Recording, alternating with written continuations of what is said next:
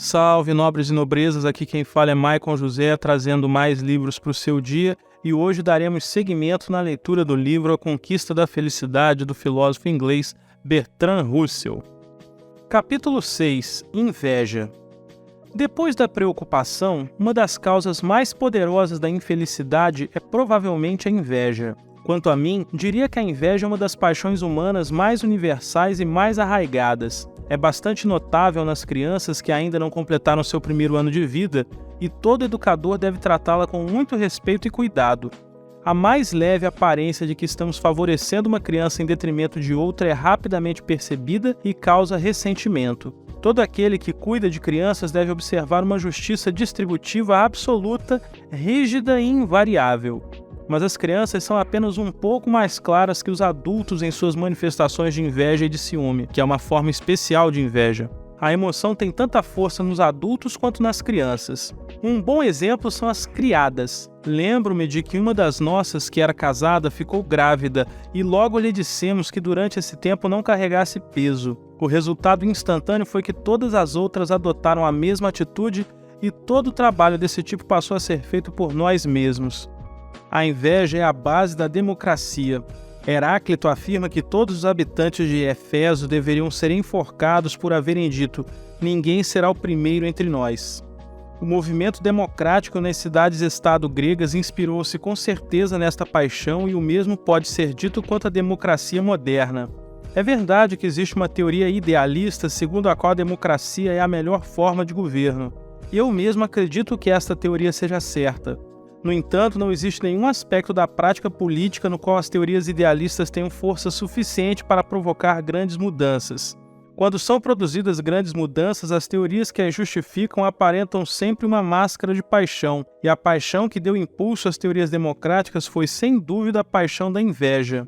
Leiam, por exemplo, as memórias de Madame Roland, a quem se costuma representar com frequência como uma mulher generosa e inspirada pelo amor ao povo. O leitor descobrirá que aquilo que fez dessa mulher uma democrata tão veemente foi o fato de ser obrigada a usar a porta de serviço sempre que visitava uma mansão aristocrática.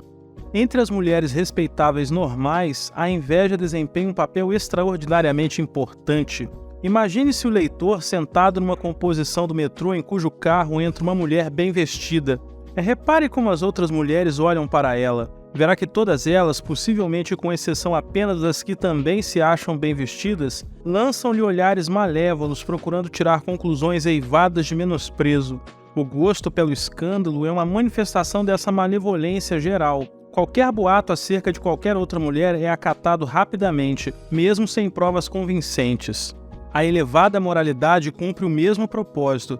Os que têm ocasião de pecar contra ela são invejados, e é considerado virtuoso castigá-los por seus pecados. Este tipo particular de virtude mostra-se gratificante por si mesmo.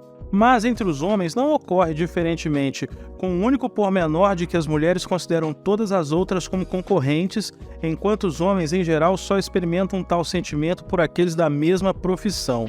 O leitor, por acaso, já cometeu a imprudência de elogiar um artista na frente de outro artista? Já elogiou um político na frente de outro político do mesmo partido? Já falou bem de um intelectual na frente de outro intelectual? Se já o fez, aposto sem medo de errar que provocou uma explosão de ciúmes. Na correspondência entre Leibniz e Huygens, há numerosos lamentos sobre o suposto fato de que Newton tenha ficado louco. Não é terrível, diziam um ao outro, que o gênio incomparável do Sr. Newton tenha se enevoado com a perda da razão? E esses dois homens eminentes, carta após carta, choravam lágrimas de crocodilo com evidente regozijo. A verdade é que a desgraça que ambos lamentavam de forma tão hipócrita não ocorrera, embora um certo número de atitudes excêntricas por parte de Newton houvessem dado origem a tais boatos.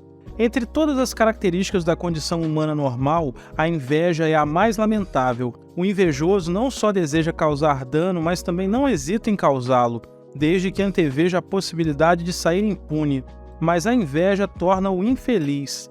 Em vez de sentir prazer com o que tem, sofre pelos que os outros têm. Se puder, privará todos os demais de suas vantagens, o que para ele é tão satisfatório quanto conseguir essas mesmas vantagens para si. Se dá livre curso a essa paixão, torna-se deletério para tudo que seja excelente, inclusive para as aplicações mais proveitosas das aptidões excepcionais. Por que um médico precisa ter um carro para visitar seus pacientes quando um operário tem de ir a pé para o trabalho?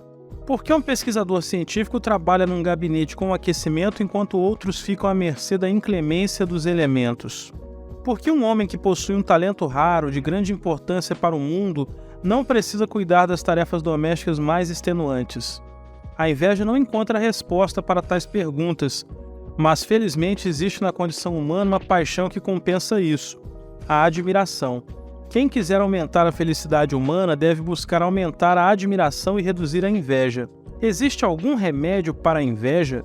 Para o santo, o remédio é a abnegação, embora não seja impossível haver entre os santos inveja de outros santos.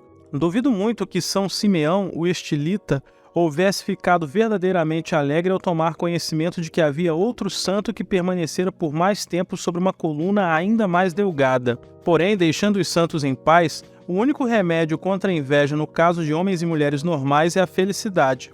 E o problema é que a inveja constitui um terrível obstáculo para a felicidade. Creio que a inveja ganha força nos seres humanos pelos contratempos sofridos durante a infância. A criança que percebe uma preferência por parte dos mais velhos para com seu irmão ou irmã adquire o hábito da inveja e, quando sai para o mundo, começa por buscar as injustiças que justifiquem sua autoproclamada condição de vítima. Se tais injustiças ocorrem, percebe-as no mesmo instante. Se não ocorrem, imagina-as. Um homem desses só pode ser infeliz e tornar-se uma ameaça para os amigos que não têm como estar sempre alertas para evitar deslizes imaginários. Acreditando desde o início que ninguém gosta dele, seu comportamento acaba por concretizar tal crença.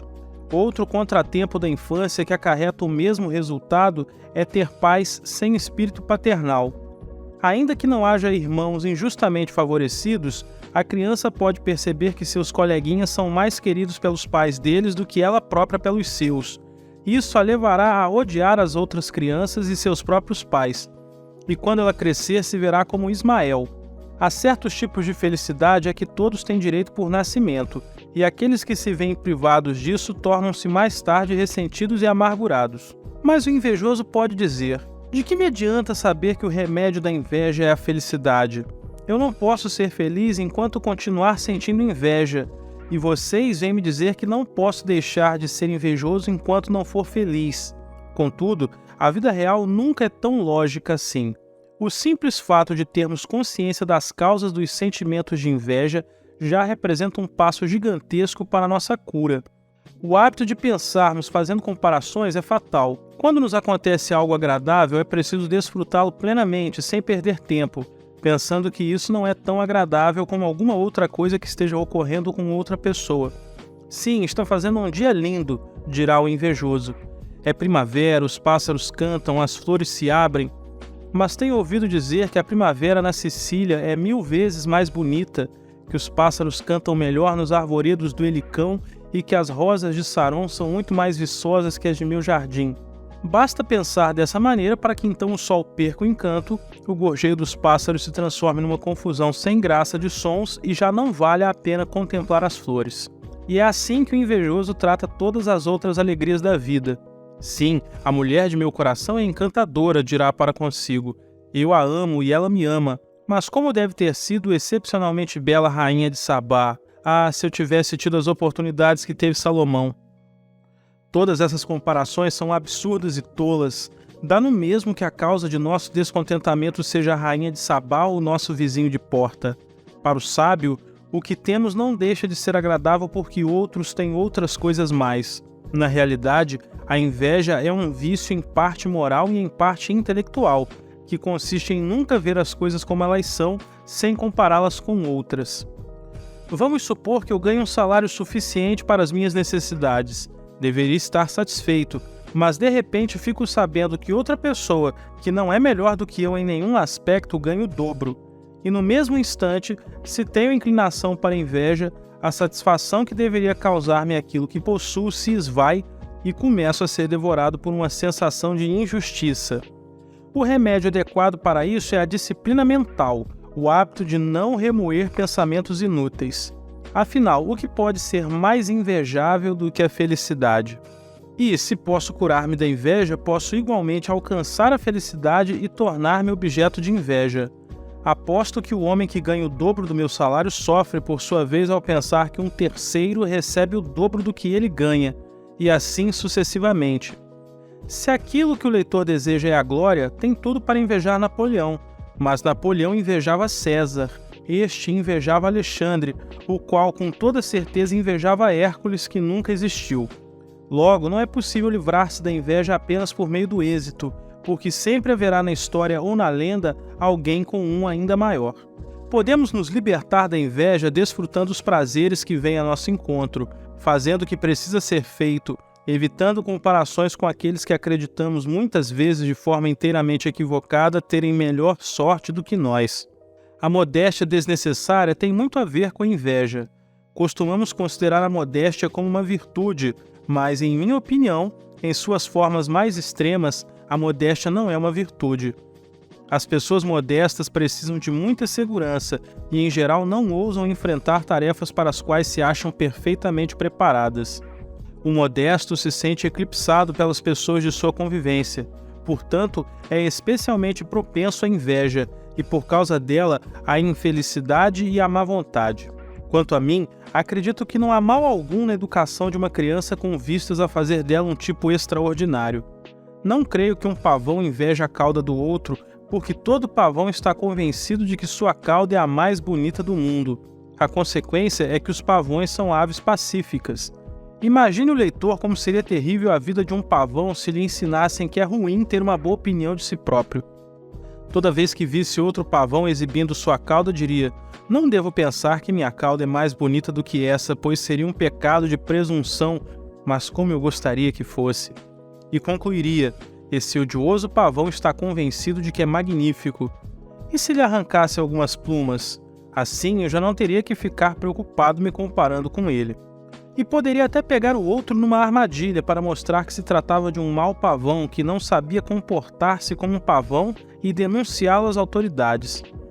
Pouco a pouco, estabeleceria os princípios de que os pavões com cauda especialmente belas são quase sempre maus e que os bons governantes do reino dos pavões deveriam favorecer as aves humildes, limitando o número de plumas que um pavão deveria ter na cauda. Firmado tal princípio, faria condenar à morte os pavões mais bonitos e, por fim, as caudas exuberantes se tornariam apenas uma pavorosa recordação do passado. Assim é a vitória da inveja disfarçada de moralidade. Não percebemos, porém, que quando todo pavão se considera mais bonito do que os outros, toda essa repressão é desnecessária. Cada pavão espera ganhar o primeiro lugar em um concurso e cada um deles, admirando a fêmea que lhe coube por sorte, acha-se convencido de que o ganhou. Certamente a inveja está extremamente associada à competição. Não invejamos a boa sorte que consideramos inteiramente fora de nosso alcance. Nas épocas em que a hierarquia social é fixa, as classes baixas não invejam as classes altas, já que há a crença de que a separação entre pobres e ricos foi ordenada por Deus. Os mendigos não invejam os milionários, embora invejem outros mendigos com mais sorte do que eles. A falta de estabilidade da posição social no mundo moderno e as doutrinas igualitárias, democrática e socialista ampliaram muito o âmbito da inveja. Por enquanto, isso não deixa de ser ruim, mas é um mal que precisamos suportar até havermos chegado a um sistema social mais justo. Quando pensamos racionalmente nas desigualdades, comprovamos que são injustas desde que não estejam baseadas em algum mérito superior. E, enquanto as vemos como injustas, a inveja resultante terá cura apenas pela eliminação da injustiça. Por isso, a inveja hoje desempenha um papel tão importante. Os pobres invejam os ricos, as nações pobres invejam as ricas, as mulheres invejam os homens e as mulheres virtuosas invejam as não virtuosas que ficam impunes.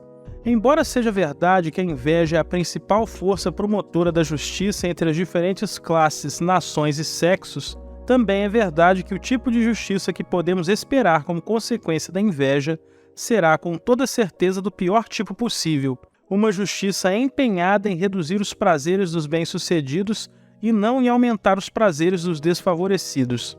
As paixões que causam danos na vida particular também o fazem na vida pública. Não há como supor que algo tão ruim como a inveja possa produzir bons resultados. Portanto, aqueles que por motivos idealistas desejam profundas mudanças em nosso sistema social e um grande incremento da justiça social devem confiar em que sejam outras forças contrárias à inveja as responsáveis por tais mudanças. Todos os males estão relacionados entre si e qualquer um deles pode ser a causa de outro. A própria fadiga é uma causa bastante frequente da inveja. Quando um homem sente-se inapto para um trabalho que precisa fazer, experimenta um descontentamento geral que tem todas as possibilidades de assumir a forma de inveja para com aqueles que têm um trabalho menos exigente. Desse modo, uma das maneiras de reduzir a inveja consiste em reduzir a fadiga, mas o mais importante é procurar uma vida que seja satisfatória para os instintos. Com efeito, muitas invejas que parecem unicamente profissionais têm um motivo sexual. É improvável que um homem feliz com a mulher e os filhos sinta muita inveja de outros por sua riqueza ou seus êxitos, desde que possa contar com o suficiente para criar os filhos de uma maneira que considere adequada. Os elementos essenciais da felicidade humana são simples, tão simples que as pessoas sofisticadas não são capazes de admitir que é exatamente isso que lhes falta. As mulheres que mencionamos há pouco, que olham com inveja para outras mulheres bem vestidas, de modo algum são felizes em sua vida instintiva. A felicidade instintiva é rara no mundo de fala inglesa, especialmente entre as mulheres. Nesse aspecto, a civilização parece haver errado o caminho. Se quisermos que haja menos inveja, será preciso encontrarmos a maneira de remediar tal situação. E, se ela não for encontrada, nossa civilização corre o perigo de acabar destruída numa orgia de ódio. Na antiguidade, as pessoas só invejavam seus vizinhos, porque quase não faziam ideia do resto do mundo. Agora, graças à educação e à imprensa, todos sabem muito, ainda que de modo abstrato, sobre grandes setores da humanidade dos quais não conhecem um único indivíduo. Graças ao cinema, creem saber como vivem os ricos. Graças aos jornais, têm muitas informações sobre a maldade das nações estrangeiras. Graças à propaganda, tomam conhecimento dos hábitos vergonhosos daqueles que têm a pele com uma pigmentação diferente da sua. Os amarelos odeiam os brancos odeiam os negros, e assim por diante. Sempre ouvimos dizer que todo esse ódio é incitado pela propaganda, mas esta é uma explicação bastante superficial, porque é mais efetiva a propaganda que incita ao ódio do que aquela que promove os sentimentos amistosos. Evidentemente, a razão é que o coração humano, tal como moldou a civilização moderna, está mais inclinado ao ódio do que à amizade. E está propenso ao ódio porque se acha insatisfeito, porque a pessoa experimenta no âmago de seu ser, talvez até subconscientemente, que de alguma forma lhe escapou o sentido da vida, que certamente outras, que não ela, assambarcaram as boas coisas que a natureza oferece para o gozo dos homens. A soma positiva de prazeres na vida moderna é sem dúvida maior do que nas comunidades primitivas, mas a consciência do que isso poderia abranger aumentou. Na próxima vez que o leitor levar seus filhos ao jardim zoológico, preste atenção nos macacos. Quando não se acham em plena atividade ou comendo algo, exibem uma estranha tristeza fatigada.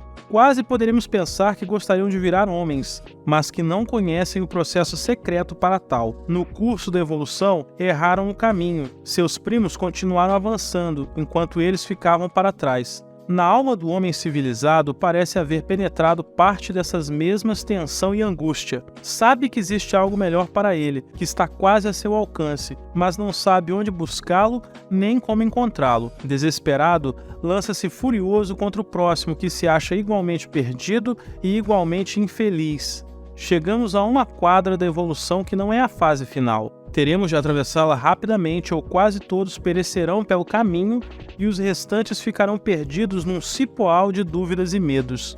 Dessa forma, a inveja, por pior que seja, mesmo em seus mais terríveis efeitos, não é inteiramente diabólica. Em parte resulta da manifestação de uma dor heróica, da dor dos que caminham às cegas pela noite ou se veem passíveis de morte e destruição em busca de um refúgio melhor. Para encontrar a senda que lhe permita sair desse desespero, o homem civilizado precisa desenvolver seu coração, assim como desenvolveu seu cérebro. Deve aprender a transcender a si próprio e, com isso, alcançar a liberdade do universo.